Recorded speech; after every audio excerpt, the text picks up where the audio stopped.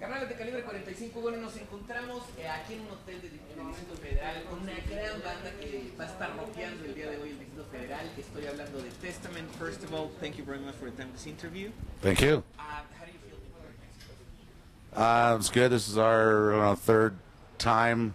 I haven't been here since '97, so it's good. It's gonna be good.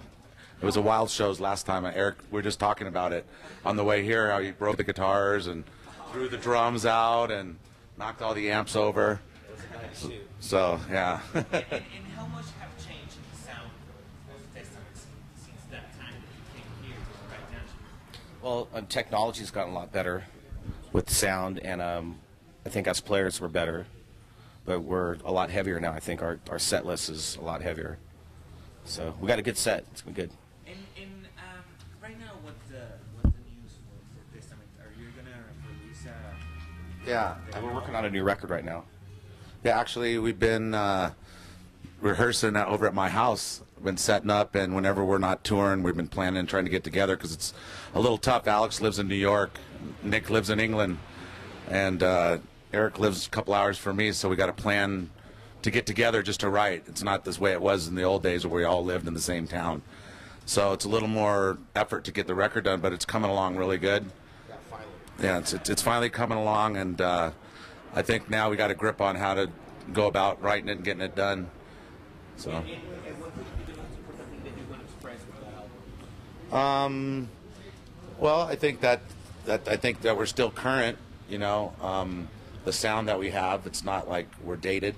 I think the sound we come up with and the riff Eric's writes are always pretty current. And I think this year we got Alex Skolnick back in the band and Gray Christian back in the band and Nick Barker playing drums, and Nick's bringing another element to the drumming. You know, I think inspiring Eric a little more to really push out what he's like, more inspired by the black metal stuff and that kind of stuff. So, you know, it's so far so good.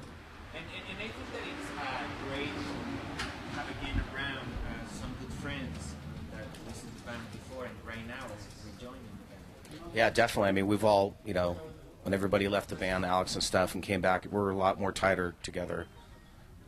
That's my phone. Don't worry about it. And what could be the thing that you remember most, or the best memory that you have of the time of Legacy? Of the album, The Legacy? Yeah. No. When you were told.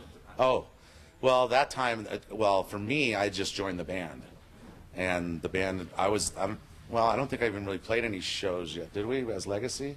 I don't think I played any Legacy shows because when I got in the band, they already had a record deal. And then Megaforce wanted to hear the new demo with me singing, and then they approved it.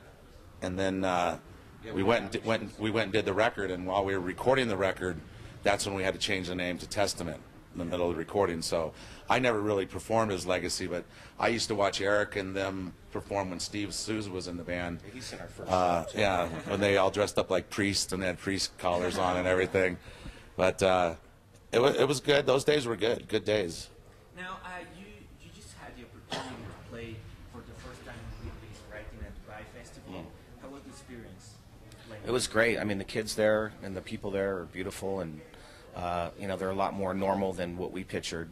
You know, long-haired kids, all killer, and just like wow. You know, the way the media and our, you know, It's weird. You'd think the metalheads would be different there, but the metalheads, same black T-shirts, black hair, same thing. So metalheads are the same everywhere in the world. But I think that it would be interesting to know that kind of different culture that we're used to. Well, they definitely got a different culture. It's definitely different. When we got there, you know, first they said no swearing on stage, no drinking beer on stage, you can't take your shirt off on stage. They had all these rules. Don't take pictures of anybody. No drugs, you know, just a bunch of rules, you know. And when we got there that week, we read in the newspaper that a couple got stoned to death. They put them in gunny sacks and threw rocks at them. Because they were having sex out of wedlock. Yeah, they weren't married and they were having sex. So that's a different culture for sure, you know. So yeah, that was a shocker. We're like, whoa, you know, if you steal anything, they cut your hand off, or.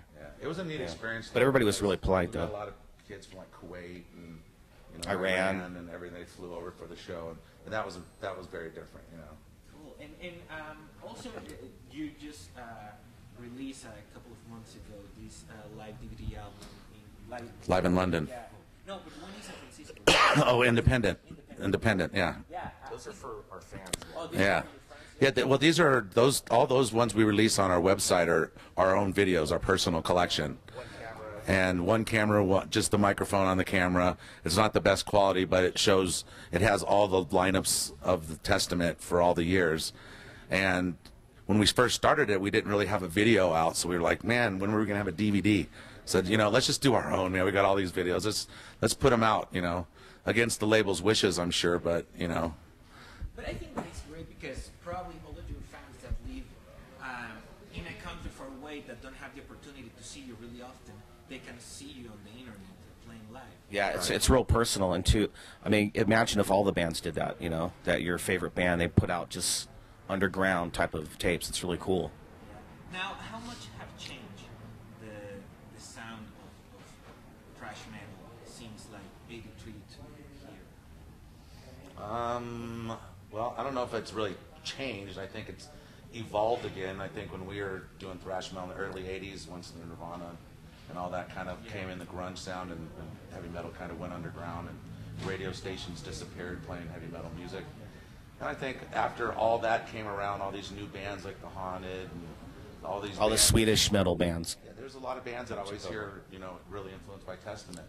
And to see what they're creating now, coming up with their called new metal, I think kicks butt, and here I think it's a full evolution because now I'm listening to them, taking notes and kind of vibing off what they're doing because they're taking from us. So it's this big circle that we're all kind of evolving with in this whole metal. But our new record, we're going to show them how to do it. So. And I think that it's great that even if right now there's like this shit pop scene, there's still people that really like to rock. Oh, totally. Because ever since we had Alex back and we were playing all these shows, I've been seeing a lot of the older fans that are in their 40s and have kids now. They're bringing them to the show, and their younger kids are learning Testament, being Testament fans now. So, I think what is important, is a lot of our early music has really stood the test of time and still staying current with what's going on today.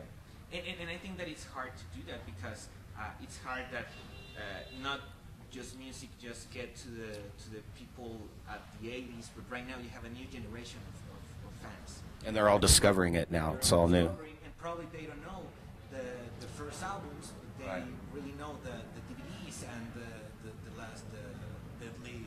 Yeah, the older songs are what go over really good, especially from the first record. So it's pretty cool. Cool. And well, what could you say to all of your fans here in Mexico that are expecting to play tonight? What could they expect for tonight? Well, we got a classic set of songs that we picked out, and over the last, I don't know, probably week worth of shows, we've got Alex and everybody else to play some Gathering stuff. Yeah. So we've got a combination of the old stuff and the Gathering more current. So it's a nice blend of it. Cool. And after this, you're going to go to Puerto Rico. What else are you Then after that, go to Brazil, Argentina, and then Chile. Yeah. It's great to have fans that really enjoy and feel the music, even if probably some of them don't know the lyrics because of the language. It's great that they feel the same way. Yeah, well, they know the melodies, we hear them singing, and I see a lot of them singing the lyrics too. So. Well, thank you very much for being here. Thank you, man. Yeah, it was great. Carnales, pues bueno, ya lo vieron, ellos son Testament. Oh, I'm going to introduce you to some dude. Johnny, come here.